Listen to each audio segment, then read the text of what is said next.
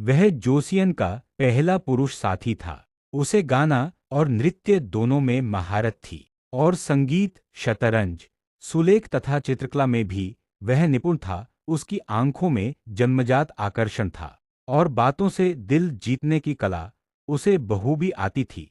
इसी वजह से वह जेसिन हाउस की महिलाओं का सबसे पसंदीदा बन गया। उसका नाम हसीक था। वह जेसिन हाउस में ही पैदा हुआ और वहीं बड़ा हुआ।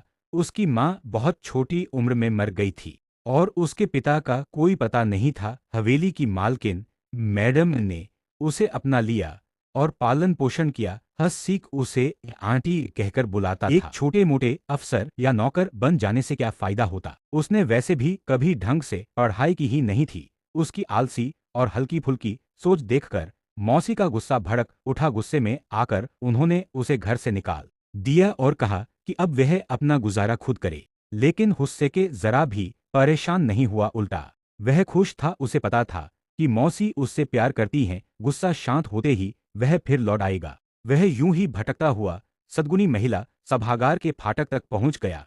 यह वह जगह थी जहां उन स्त्रियों को भेज दिया जाता था जिनके पति मर चुके थे या उन्हें छोड़कर चले गए थे। अंदर एक सरकारी अधिकारी मौजूद था जो लोगों का चयन को काबू में रखने और उनकी आजादी छीनने का जरिया। यह पूरी तरह अन्यायपूर्ण था। तभी खड़ी एक औरत पर पड़ी जिसके चेहरे पर भी वही नफरत झलक रही थी। यह देखकर वह उसकी ओर आकर्षित हो गया। बात करने ही वाला था कि वह औरत जल्दी से वहां से चली गई। हीसे को इस बात का गहरा अफसोस हुआ कि वह पूछ पाया। वह वहीं खड़ा इन्हीं ख्यालों में डूबा हुआ था कि तभी एक गंदा नंगा भिखारी उसके पास से गुजरा। एहसास तक नहीं हुआ जब उसने पीछे मुड़कर देखा। तब समझ आया कि वह भिखारी एक आदमी था जो पूरी तरह हुआ था गंदगी। उस आदमी ने दावा किया कि वह कभी महान बनने वाला था, लेकिन डाकुओं के हमले के बाद उसकी किस्मत बदल गई। उसने कहा कि ही से यूं कहे, वही इंसान जिसे उसने अमर बनने से पहले अपने सपने में देखा था। भिखारी धीरे धीरे उसके और पास आने लगा जिससे ही से हट गया। मजबूर होकर उसने उसे अपने ही कपड़े दे दिए और गर्म खाना खिलाई। बात यह थी कि दोनों की अच्छी जम गई बातें अपने आप बहने लगीं।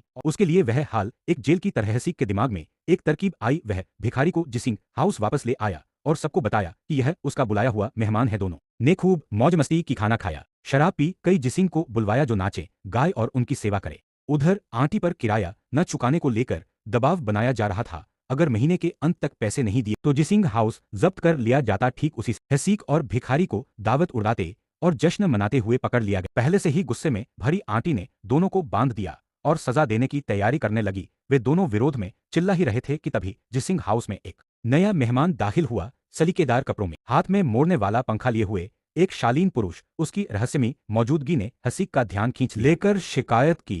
कहा कि लड़कियां ठीक से ध्यान नहीं दे रहीं और यहां तक कि उनके भारी मेकअप का भी मजाक उड़ाया।